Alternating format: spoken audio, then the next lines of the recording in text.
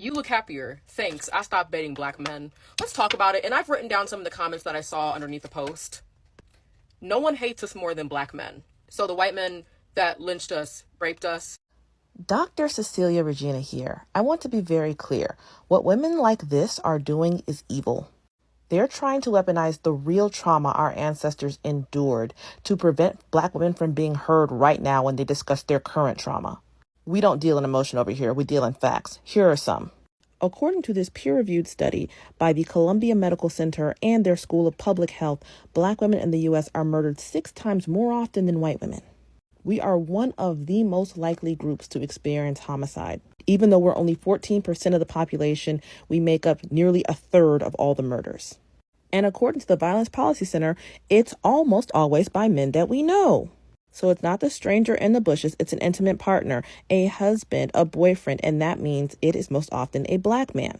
And BET News confirms, also using numbers from the Violence Policy Center, albeit older ones, that 94% of black women who were killed knew their killer, and 93% of them were unalived by another black person, usually a black male, because men commit violence against women.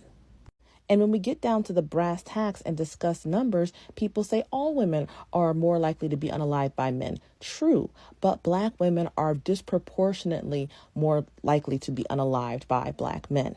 For example, all women are most likely to die of homicide when they are pregnant. It is horrible. It is startling. They are twice as likely to die by homicide than by any other means. But pregnant black women are 8 times more likely to be unalived by their intimate partner. And by the way, that number increases the deeper you get into your pregnancy. So it's really 8 to 11 times more likely to be unalived during your pregnancy. And I underlined this part in the second paragraph to see if we can make sense of it together. Black women have been taught to protect black men at their own expense to the point where people don't want to call a spade a spade. Everything is racism. So the authors speculate that systemic racism may be to blame for these deaths, that's black women dying by domestic violence. And specifically, black women are not being screened for domestic violence at their medical appointments at the same rate as white women. Did you catch that? They said it's the fault of the system that we're dying because of domestic violence because they aren't asking us enough questions. No, if we're dying because of domestic violence, it would be the fault of black men. Yes, increase the screening, whatever you need to do, but see how they jumped over the primary cause? And that's the kind of mentality that these women are trying to inculcate in you. Back to the numbers. Perhaps black women like the one who made the original post are saying they are experiencing more peace because they have dealt with violence and trauma at the hands of black men they've dated, because we're also at disproportionate risk for sexual assault. This peer-reviewed article by a black woman PhD, Dr. Barlow, states that 1 in 4 black girls will be sexually abused before the age of 18, but also that for every black woman who reports a rape, at least 15 black women do not report it, so that number of 25% is actually very low. 1 in 5 black women are survivors of rape, again 20%, but that number is low since most of us don't report. 35%, over a third, of black women have experienced in some form of contact sexual violence in their lifetime. 40 to 60% of black women report being subjected to coercive sexual contact by age 18. Again, low. So 60% report. It's a lot higher. It's probably closer to 80 or 90%. But rather than listening with empathy when black women come to the forefront and try to discuss their experiencing, this kind of woman is dismissive and callous. You engage in bad faith arguments. Oh, who's more dangerous to us than the white man? You tell me, according to the numbers. But I want to tell you another reason it's a bad faith argument. Black people will often say things like, oh, well, those white men, they are serial unalivers. They're just family annihilators. There's a very explicit threat that if you choose to date anyone who is not approved of by the community, something bad is going to happen to you and you're going to deserve it. Let me tell you why that's a bad faith argument. As confirmed by the FBI, the most prolific serial unaliver in U.S. history is a black man called Samuel Little. And this is what his victims looked like. He killed 93 women. They were black. He only died in 2020. Y'all should know perfectly well who he is. But in case you don't, I'm sure you recognize these guys from their spree in D.C. Just a reminder, the only reason they unalived all those people was to get to this man's ex-wife and the people who helped her leave him. So again, intimate partner violence spilling into the public square. I know y'all know the Grim Sleeper, and this is what his victims look like. This is just some of them. Here's some more. And here's some more. They're all black women. Anthony Sowell, another serial killer who terrorized Cleveland. So you know what his victims look like. But if you want to hear about even more black male serial unalivers, you can read this book. Look how many there are. That's one of the biggest bad faith arguments going, that dating out will be more dangerous to you than staying in, because look at our numbers. We are a tiny minority within a minority, and yet we are facing some of the highest rates of homicide in the country, exponentially higher than almost every other group. So not only are the actual physical numbers higher, but our ratio is so much higher than it should be. People like this want to weaponize the trauma of our ancestors because, first of all, they don't have any other argument. If they start talking about what's happening today, what is there to say? These are not financial or property crimes. You can't say, I just had to unalive that black woman because of racism, because I couldn't get a job. I just had to assault that little black girl because of the hard life I've had. There's no justification for these things. So people want to sweep them under the rug. Think about it for yourself. How many men of your complexion did you see justifying Diddy?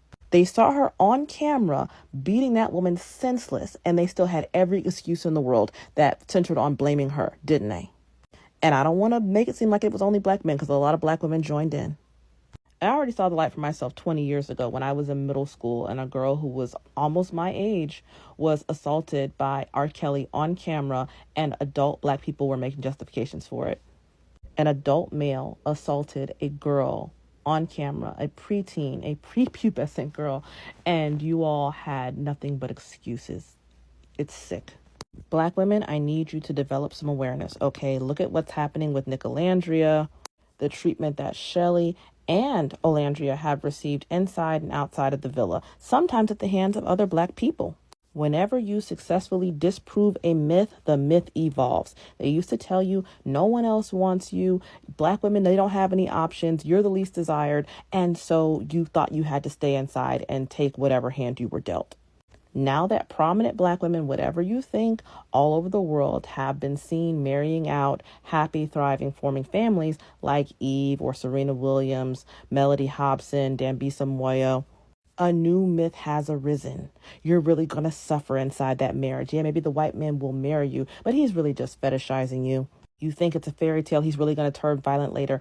It's all a big distraction to keep you in your place, because what do the same people who threaten you with horror and doom and gloom if you go outside, what do they have to say when black women experience horror, doom and gloom inside? Do they protect them? These are the same men, prominent men like 50 Cent, who were mocking Meg Thee Stallion when she was pew-pewed by a black man. What did they say when Keke Palmer experienced violence, domestic violence at the hands of her black baby daddy?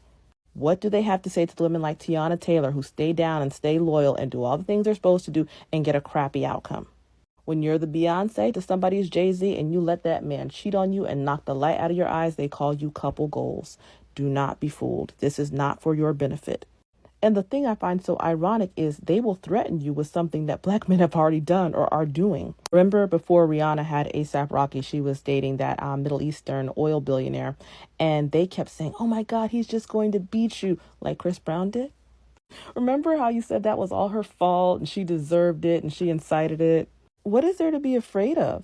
What's going to happen to you out there that hasn't already happened to you in here? All XYs are trash. They should all be vetted, but don't allow people to use fear to manipulate you for their benefit. Don't allow them to twist your narrative. You tell your truth. You tell your story.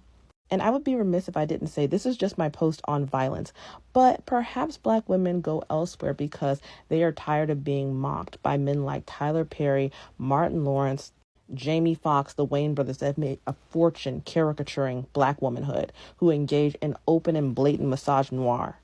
Maybe they don't want to be with men who have made an international joke of our image and made up words like thought, hood rat, 304 to describe us. And going back to the numbers, of the black women who have children, not all black women, just the ones who have children, 70% of them were born out of wedlock. Maybe those women would like a different outcome now.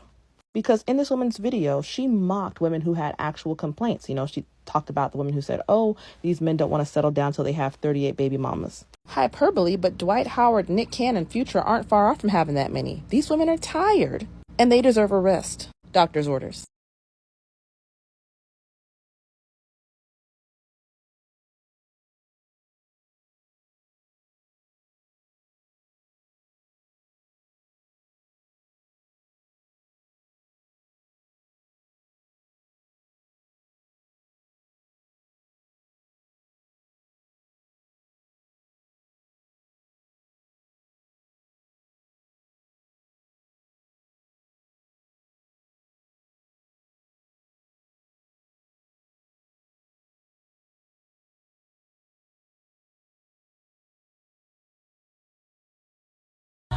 Yeah.